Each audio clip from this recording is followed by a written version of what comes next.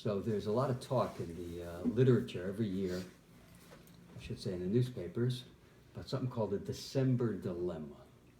People have a lot of trouble living in America, Europe, with this time of year, because there's a lot of warm and fuzzy feelings about what's going on in the outside world, and it could be difficult for some people. I hope by the time we finish our discussion today, there will not be any December dilemma. I can't imagine there'll be anything left of a December dilemma. Let's try to really understand what Chanukah is all about. The Chovos HaLevavos writes that when we grow up, we have to relearn a lot of the things that we learned as children or along the way, and see things on a completely different level. So let's try to take some of the sources that we might have heard before. Let's try to look at them in a completely different way. The first source might be quite surprising. What is the first biblical reference to Chanukah? Biblical reference to Chanukah, you say? That's ridiculous. It's a rabbinic holiday, It happened many years after the Torah was given. Biblical reference, but of course everything is alluded to in the Torah. And we are surprised to find that in the second verse of the Torah, there is a reference to Chanukah. Pasuk says, "V'choshech al pnei sahom." There was darkness on the face of the deep. Says the Medrash Chazal, our sages say, "Zu malchus Yavon." This refers to kingdom of the Syrian Greeks, shehekhishu eneim she'esor b'gzera, saying that darken the eyes of the Jewish people with their decrees. So the first thing that we're going to try to explore is, what is the darkness? The beginning of creation. What does that have to do with the Syrian Greeks? What are the Syrian Greeks? What is the story of Chanukah? What does that have to do with creation? Right at the get-go. Torah's just started. Bereshis bar looking. All of a sudden, we run into Chanukah. What's going on? Another thing that we want to look at is this miracle of the oil, much celebrated miracle of the oil. The Gemara says that's the focus of Chanukah. To read you a brief excerpt from the Gemara which earlier had asked, "My Chanukah, what is Chanukah?" The Gemara first says a halacha or two, and then it launches into a very brief description of the story. And it reads like this: "K'shenichnasu Yavanim lahechal," when the Greeks entered into the Beis Hamikdash, "Timu kol hashmanim," they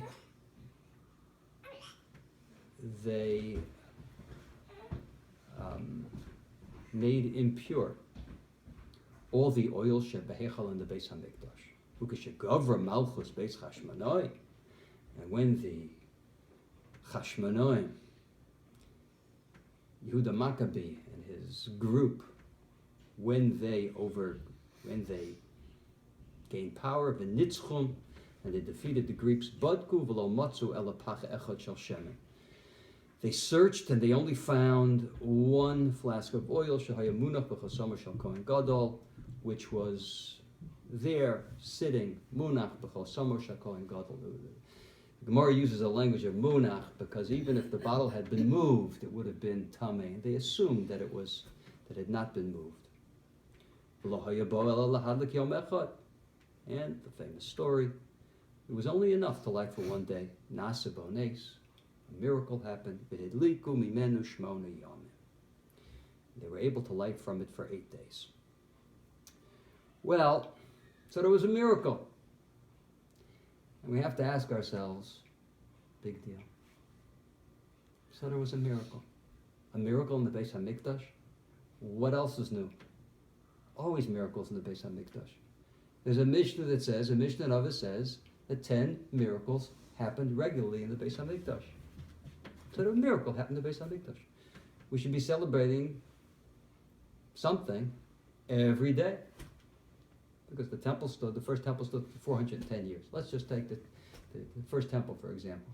So miracles happened right and left. And indeed, people went to Yerushalayim, and their emunah, their faith was strengthened because they saw these incredible miracles that went on there. So why are we celebrating this miracle?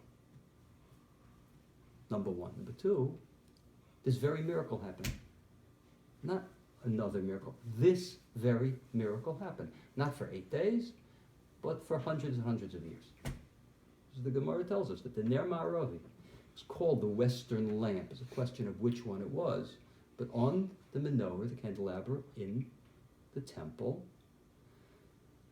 they lit every evening. They lit the menorah, and by the next morning, each of the cups burnt out except for one, and that burned to the next night until they lit the whole thing again, cleaned it out, and lit it again. So supernatural is supernatural. If an oil can burn for an extra 12 hours, there's no difference between an extra 12 hours and an extra 7 days.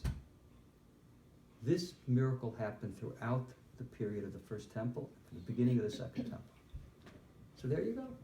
Oil that can burn for a minimum amount of time, burned for much longer. This miracle happened every day for hundreds of years. Why are we celebrating Chanukah?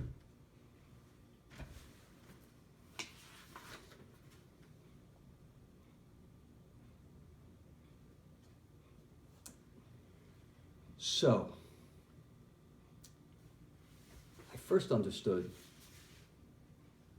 the answer to this question when I heard the words of a Palestinian Arab in Hebron. 30 years ago, almost 30 years ago. It was the beginning of the Intifada. That was the first Intifada, the Arab-Palestinian war against Israeli civilians. And violence was raging. And in the city of Hebron, in an enclave overlooking the mountain, I think it's this week's Parsha, where the Pasuk talks in terms of Emek Hebron, the valley of Hebron. Rashi asks the question, what do you mean, Emek Hebron, the valley of Hebron? Isn't Hebron on a mountain? Well, part of Hebron's on a mountain, part of Hebron, there's a valley below. But apparently what Rashi's referring to is a hill, or the above the valley. That's where this took place, the hill above the valley. And my brother, he should live and be well, Hashem should protect him, used to live there. It's a group of caravans, 7 caravans, surrounded by about 60,000 at the time. I think it was about 60,000 Arabs. And it's one night, it's a cold winter night, rainy night, storming outside. And he's sitting there studying in his caravan.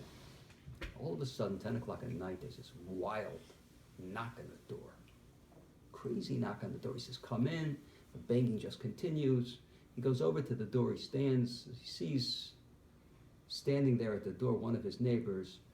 It's Abu Isa. Abu Isa he knows for a long time. He's been living there for many years. What's up, Abu Isa? Abu Isa is screaming in Arabic. He's screaming and screaming. He can't make it out. It's something to do with a car. He says, come in, it's raining, come in. So finally begins to understand that he wants him to come with him somewhere. He says to himself, what? There's violence raging. I'm going to go with this Abu Isa. Now, Abu Isa is someone, and the Jews moved back to Hebron many years before. So, especially in that spot, so all the Arabs came running to the Jewish settlers and saying, you know something, back in 1929, our parents, we harbored Jews. There was a massacre in 1929, the Great Hebron Yeshiva was massacred. It was terrible. So when the settlers came back, so they figured, okay, now it's payback time. So what did they come? All the Arabs came running and saying, we were the good guys. We helped out, the Jews back in 1929. But the truth is, Abu Isa and his family, Abu Isa, a man in his 70s, they actually did harbor a Jewish family. That was documented, they did. So he was somewhat comfortable. And because of that, and because he's his neighbor, he knew it for a long time, he couldn't really make out what he's saying, but he decides that he's going to go with him. And he tells his wife, who now comes into the room, what is going on? What's all this commotion? I'm going out with Abba Isa. She says, you're going where? Don't worry about it. I'll take care. I'm going out with Abba Isa. And they walk out the door, puts on his coat, puts on his boots, starts going in his car with Abba Isa. And the story begins to unfold. Turns out that morning, it was a Motzei Shabbos, and he came back from Shachars. That morning, there was a big clannish fight going on, right near their enclave, which the soldiers had broken up. And it was a group of youths that seemed to be attacking Abu Isa. Who were these youths? They were his nephews and part of the clan, the broader clan. And they were furious with Abu Isa, because Abu Isa's daughter was married to a nephew. They marry inside the family very much. And she had committed the crime of not mothering any boys. She didn't have any boys. And she was being terribly abused over that crime. My brother says that he saw her several times after that, and she was black and blue. She was really bad shape. And the story was that the nephews had come. Oh, and she had run away. So she ran away. She ran back to her father. But her father's not allowed to accept her because she's the private property of her husband. So these nephews came on the side of their brother, of their cousins, and they wanted to teach Abu Isa a lesson that he wouldn't forget. And the soldiers stepped in. The Israeli soldiers stepped in to stop the fight. So that happened that morning. And now he was afraid that the soldiers were right next to Abu Isa's house that was stationed there. So he was afraid they would take it out on other parts of the family, specifically Abu Isa's son Samir, who lived 5 kilometers south of Hebron. So he felt that was going to be the next attack, and he needed some help. So he went to my brother. He says, maybe you go ahead, we'll drive to Samir's house. I'm afraid if we go alone, I bring Samir back, we might get caught, they might find us. So we need you and your gun to protect us. So he sets out on his way, and that's where they go. They pick up Samir, they pick up his children, they pile him into his little Citroen, and they come back. It turns out they get stuck in the mud. It was a whole ordeal. And they finally come back to Abu Isa's house, safe and sound. He's about to go to sleep. It's 11:30 at night. Abu Isa says, why don't you come in? You were so good to us. Come in, we'll sit, we'll have some coffee. He says, I'm not going to have some coffee. Okay, I'll go sit in shmuz with you.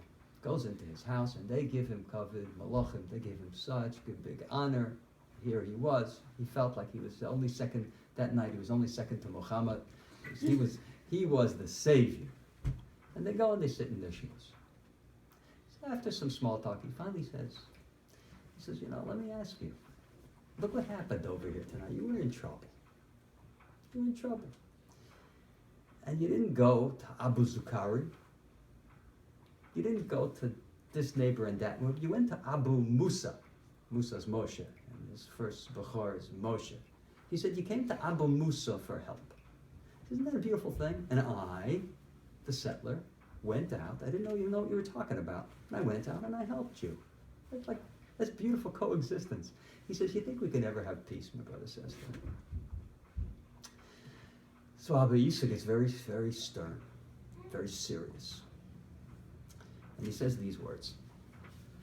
He says, when I used to study the Quran, I was told that Jews cannot live in peace with the Muslims because Muslims accept all the prophets from other religions. We accept Moses and Yosef. We call them Musa and Yosef, but we accept them. But the Jews don't accept Muhammad, who was the greatest prophet. So we cannot live in peace. Abu Isa then stopped for a minute and he said, but I never really understood that. He says, because learned history. And the Jews never had peace, even before Muhammad. It makes sense. Aboisa's onto something, big time. The challenge that we have from the Arab world is a challenge in a series of challenges which dates back to creation.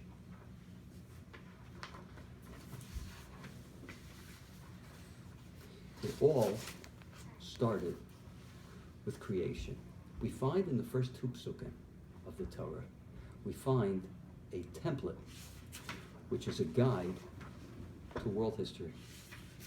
Bereshis bara Elokim. Famous words.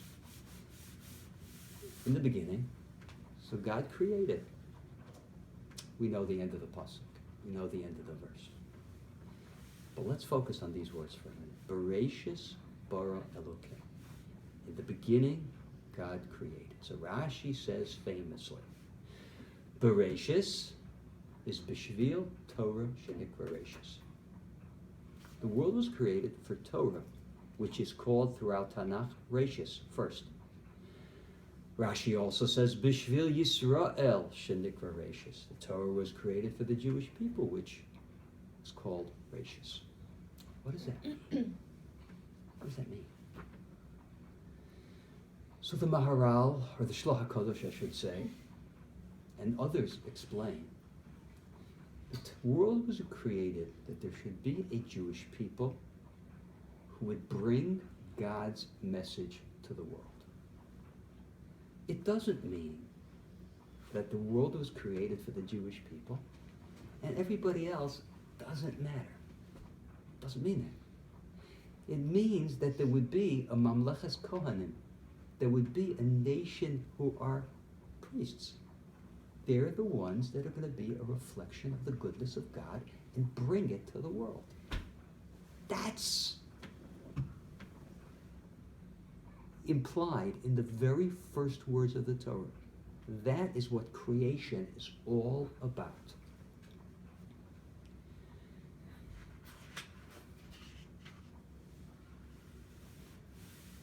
The Beis HaMikdash is the most effective place to effect that mission. It's from the Beis HaMikdash that a recognition of HaKadosh Baruch Hu, recognition of God, and awareness of His goodness would emanate.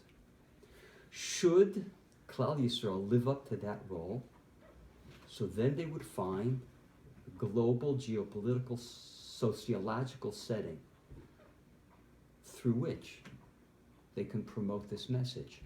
It's difficult to get this message out there to the entire world. So if we're going to promote this idea of a one God, of a good God, to the entire world, HaKadosh Baruch Hu, so to speak, is going to have to work it out so that He needs a delivery system so that we could get this message out. We'll come back to this. However, if Klal Yisrael is going to falter, if we're going to forget our mission, there's always going to be a response. There would always be somebody who would come along and try to take over our role, to supplant our role, to take over our mission. The best example of this is Greece. Greece, at its high point, under Alexander the Great, when he conquered most of the civilized world, had an interesting relationship with Klal Yisrael. You got to look at a map and see what was ruled by Alexander the Great. It was as far east as India. It was as far south as Egypt. He controlled all of the Balkans. It's mind-boggling how somebody in that day and age where there was no connection, where there was how you sent a message from wherever he was to the empire, like it's mind-boggling that he could have controlled the whole thing. Especially since he became emperor at age 20 and he died at 32. It's mind-boggling. It's miraculous almost what that man did. But he had an interesting relationship with the Jewish people. The Gemara says that when Alexander the Great marched into probably his greatest prize, he marched into Yerushalayim. It's the beginning of the Second Temple era. And who was the Kohen Gadol? Shimon HaTzadik. One of the greats of all time, Shimon HaTzadik. And Shimon HaTzadik came out to meet him with the big day kahuna on. He comes out to greet him. Alexander the Great takes one look at Shimon HaTzadik. He falls on the floor and he bows down to him. And all the soldiers, his whole retinue, like, excuse me, did Alexander the Great just bow down to somebody? What are you doing? He says, this guy, I see him in dreams. He's the one that allows me to do what I'm doing. He's the one that gives me advice how to conquer the world. What does that Gemara mean? Why should the Kohen Gadol, the high priest, why should he be the one that's advising Alexander the Great? Is that a question? And what's going on? Why? So, perhaps the idea is like this. Alexander the Great was not only was he a great warrior, but he's a great thinker too. He was a Talmud Muvuk of Aristotle. Now, Aristotle, his teachings were the culmination of a new Greek philosophy. Greeks were pagans. The world was pagan. They didn't believe in any higher power, anything from above. And this philosophy introduced the notion of a first cause. Something, some being created all of this. There's a higher power. Those group of Greek philosophers, which ultimately found its fruit in Aristotle, so they espoused this idea. And Alexander the Great was a Talmud of them. So perhaps the idea of the Kohen Gadol advising this world conqueror was the idea, Mitzion Tetzei Sor, the Beis Hamikdash, which is the light onto the world, from where all belief emanates, from where an understanding of God emanates.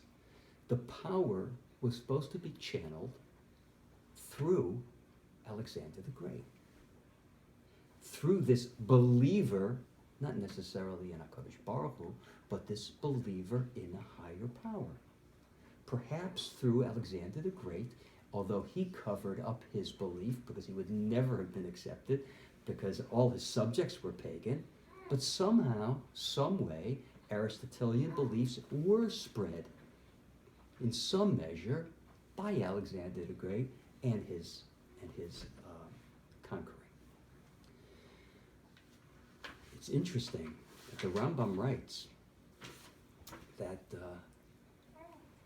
Christianity, there's a very strong upside to Christianity. Christianity spread throughout the Western world some great beliefs. Christianity is not on all downside, says the Rambam. The belief in a supreme power, the belief in Mashiach. The world has been readied for an ultimate belief in HaKadosh Baruch Hu, says the Rambam, by Christianity, as shocking as that might seem. So perhaps the same idea with Alexander the Great. The world was poised for a greater belief, and it was helped by the Kohen Gadol, Shimon HaTzadik, who was teaching, so to speak, Alexander the Great and his ideas how to take over the world. It's so interesting that the Gemara teaches that from the time of Shimon HaTzadik, everything spiritually in Klal Yisrael went south. The Gemara says that there was a Ner Ma'aravi, as we mentioned, this Ner Ma'aravi, which expressed the idea that the Shechina Shuya b'Yisrael, that there's a special divine presence among Klal Yisrael. That's the reason why this miracle happened. Shimon HaTzadik died. This miracle stopped. That was a sign of the downward spiral which ultimately ended in the period of Chanukah. Shimon HaTzadik died at the beginning of the second Beis HaMikdash. The Chanukah story took place smack in the middle of the second Beis HaMikdash. So a period of 100 or 150 years from the death of Shimon HaTzadik, things depreciated, demoted, things got bad to the extent where non-believers were actually sitting in the Beis HaMikdash. They were the Kohanim Gedolim. Originally the Kohanim were Shimon HaTzadik. They ended up being Jason 1 and Jason 2, people that were not believers, people who bought the Kahuna Gedolim. They bought the high priesthood. How did that happen? See, when you speak about Bavel, the reign of Bavel, you talk about the destruction of the Beis HaMikdash. You talk about Rome years later, it's the destruction of the Beis HaMikdash. The Chanukah story, there was a Beis HaMikdash. The whole Beis HaMikdash was intact, except for the soreg, the small mechitza around the Beis HaMikdash, but the Beis HaMikdash was intact. So how did it happen? You had a Beis HaMikdash was intact, everything's fine, everything could have possibly been functioning, but it just the whole thing just somehow got to the spiritual point where it just wasn't functioning, and ultimately it was taken over by Misyavnim and ultimately Yevonim. How did this happen? So the Bach, one of the commentaries on the Tur Shulchan Aruch, he says something which is scary. He says, how did this whole thing start? He says the Kohanim, when this Rashlu Ba'avod, the Kohanim, they were lax in their service in the Beis HaMikdash. That's where he finds fault. He doesn't find fault with the Greeks. He doesn't even find fault with the Hellenized Jews. He finds fault with the Kohanim. And the Kohanim Gedolim, not for doing anything which was forbidden, for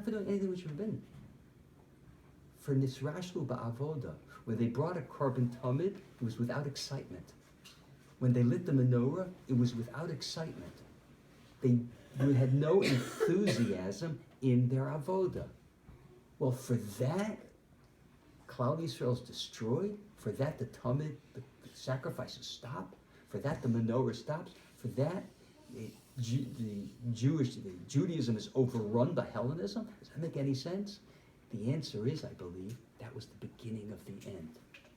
Because when the spiritual center, the priests, the Kohanim of the nation of priests in the spiritual center of the world, they lost their enthusiasm. Everything's downhill from there. Everything's downhill. How did that happen? It happened because they forgot their mission, they forgot their role. When a Jew realizes the world was created that he should be reflecting the goodness of God, he is God's ambassador, he can't be Nisrashel Ba'avoda.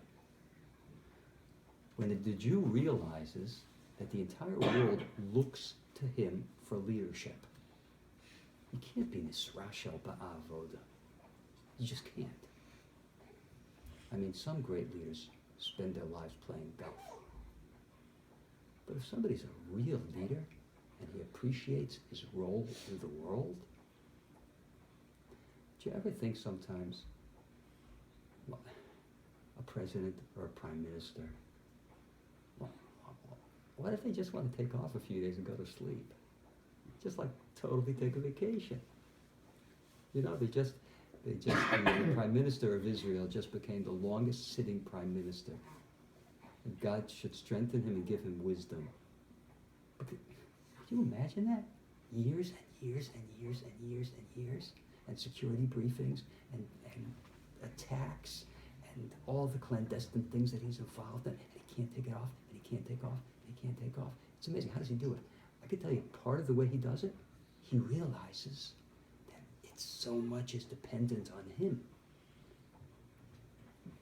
So the Jew has to realize that so much is dependent on me. When he loses that, then he's not this Rasha Ba'avoda. It's a big deal. I'm bringing a carbon tumid. What do you mean, so big deal? You bring a carbon tumid. That's the spiritual nerve center of the world. Everything emanates from the Beis Hamikdash. But everything emanates from the Beis Hamikdash. But that's how it's spun out of control. So perhaps Alexander the Great was supposed to be that geopolitical conduit through which true emunah was supposed to be broadcast to the entire world. But with Shimon HaTzedek, Tzaddik's death, that venture also sort of died, to the point where the Beis Hamikdash wasn't influencing the entire world, but the entire world was influencing the Beis Hamikdash. Klal Yisrael wasn't using Yavan, Klal Yisrael wasn't using Greece in order to influence the whole world, but Yavan turned on Klal Yisrael, and they took over. They ransacked the Beis Hamikdash. They took every vestige of spirituality out of the Beis Hamikdash. How did things turn around? So, the same Bach, that same commentary, who gives us the key to Chanukah, he says, this dwindled and reached such a low point, such a nadir, until the point where the Kohanim, one family of Kohanim, Matisyahu and his sons, one day they woke up, and what exactly was the impetus? It's a different discussion. They woke up one day and they said, this is crazy. I can't believe what's happening over here. The language of the Bach is Heiru Rucham. They had an inspiration. Limsar Nafsham al Ha'avoda. To be Moser Nefesh. They were going to give their lives for the service. They woke up and they said, I can't believe what's happening in the Beis Hamikdash. There are pigs being sacrificed in the Beis Hamikdash. All sorts of horrible things are happening in the Beis Hamikdash. The spiritual center of the world is Batel. It's being overrun by Yavan. Things aren't emanating, but things are being brought in. And they said, we're going to fight for this. And we're going to bring back the Avodah. How did HaKadosh Baruch Hu respond? HaKadosh Baruch Hu responded by showing them that if you are once again inspired Jews, if you once again are enthusiastic Jews, if you realize your role, that miracle, the one miracle which says that the divine presence rests in Israel, the light of the menorah, the miracle of the light of the menorah, that's going to return. It's the very same miracle. We don't celebrate the miracle. We don't celebrate the miracle. Chanukah's not a celebration of miracles. Pesach's a celebration of miracles. Chanukah is a celebration of this miracle. It's that HaKadosh Baruch Hu said, you're enthusiastic about your role in the world again? Okay. This miracle comes back. The miracle which says, Eidos, listen to the language of the Gemara about that miracle of the Western light. Eidos hi l'boy olam. It's a testimony to the entire world that the Shekhinah, the divine presence, rests with Israel. Once again, the light of the Beis Hamikdash, which is called Or Olam, the light of the world. Once again, that light has been kindled.